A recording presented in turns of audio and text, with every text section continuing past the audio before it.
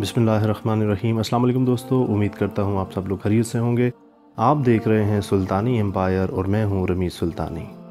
दोस्तों, आज का हमारा टॉपिक है हसद और उसका इलाज। ये हसद एक ऐसी बीमारी है जो हमारे मुआशरे में इस कदर फैल चुकी है कि मेरा ख्याल है कि शायद ही कोई शख्स इस चीज़ से बचा हुआ होगा। और ये बीमारी हमारे लोगों को और रिश्तों को दीमक की तरह चाट रही है। तो आज हमने कोशिश की कि इसके हवाले से कुछ डाटा कलेक्ट करें और आप तक शेयर करें। हसद क्या है और हसद का इलाज कैसे मुमकिन है, तो इस पे आज हम बातचीत करेंगे। अगर अभी तक आपने हमारा चैनल सब्सक्राइब नहीं किया तो हमारा चैनल सब्सक्राइब कर लीजिए और बेल आइकन को लाजमी प्रेस कर लीजिए ताकि हम जो ही नई वीडियो बनाएं वो आप तक पहुंच जाए। तो दोस्तों, वीडियो शुरू करते हैं।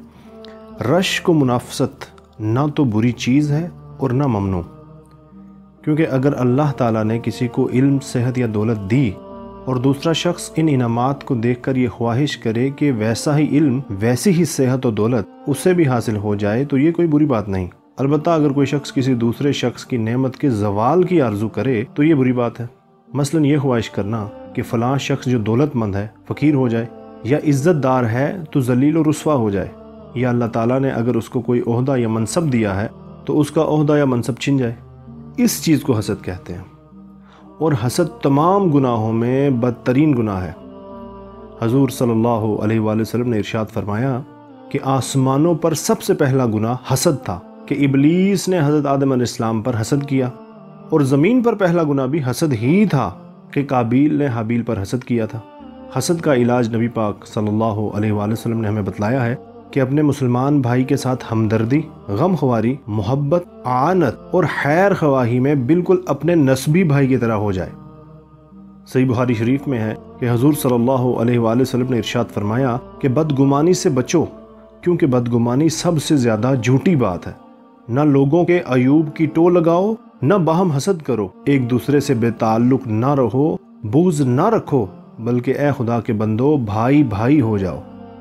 अबू दाऊद शरीफ में है कि हजूर सल्लल्लाहु अलैहि वसल्लम ने इरशाद फरमाया कि खबरदार हसद करने से बचो, क्योंकि हसद नेकियों को इस तरह खा जाता है जिस तरह आग लकड़ी को जलाकर खाक कर देती है। हसद इतनी नापसंदीदा और ख़तरनाक चीज़ है कि कुरान करीम की सूरह फलक में अल्लाह ताला ने हासिद के हसद में जो शर है उससे पनाह मांगने का हुक्म दिया। अल्लामा इब्न रजब हम्बली रहमतुल्लाह ताला अलैह ने अपनी किताब जामे अल उलूम वल हिकम में हज़रत इब्न उमर रज़ियल्लाहु ताला अन्हु की ये रिवायत नकल की है कि इबलीस ने हज़रत नूह अलैहिस्सलाम से कहा कि मैं इब्न आदम को दो हसलतों के ज़रिए हिलाक करता हूँ, एक तो हसद और दूसरी हिर्स। तिरमिज़ी और मुस्नद इमाम अहमद में है, हज़रत ज़ुबैर रज़ियल्लाहु ताला अन्हु से रिवायत है, रसूल सल्लल्लाहु अलैहि वसल्लम ने इरशाद फरमाया कि तुम्हारे अंदर भी आगे चलकर वो मर्ज़ दाखिल हो जाएगा जो तुमसे कबल की उम्मतों में था। वो हसद और बूस का मर्ज़ है। उलमा ने इस मर्ज़ को ज़ाइल करने की तरकीब ये बतलाई है कि जिस शख्स पर हसद हो उसके साथ नेकी करना शुरू करे और उसके लिए दुआ करे और उसकी खूबियाँ लोगों में बयान करे।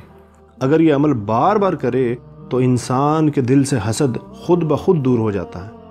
हासिद के हसद में जो शर है उससे बचने की तरकीब भी यही है कि हासिद के साथ हुस्न सलूक करे और ख़ुद को मुकम्मल तौर पर अल्लाह ताला की सुपुर्दगी में दे दे।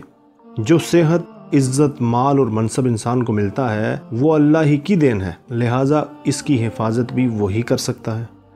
अगर इंसान अपने कमालात को खुदा का इनाम समझकर अल्लाह ताला के ज़िम्मा उसकी हिफाजत दे दे तो अल्लाह ताला खुद उसका मुहाफिज हो जाता है। उस वक्त हासिद का हसद उसको कोई नुकसान नहीं पहुंचा सकता। हज़रत इब्न अब्बास रज़ियल्लाहु ताला अन्हु ने हासिद के हसद के शर से बचने के लिए ये अमल तजवीज़ किया कि रोज़ाना कुछ ना कुछ सदका करे। सदका को रद्द बला में खासा दखल हासिल है, और हासिद का हसद एक किस्म की बला के सिवा और क्या है। अल्लाह पाक हमें हसद जैसी बुराई से बचाए, और इससे बचने के जो तरीके हैं अल्लाह पाक वो हमें अपनाने की तौफीक अता फरमाए।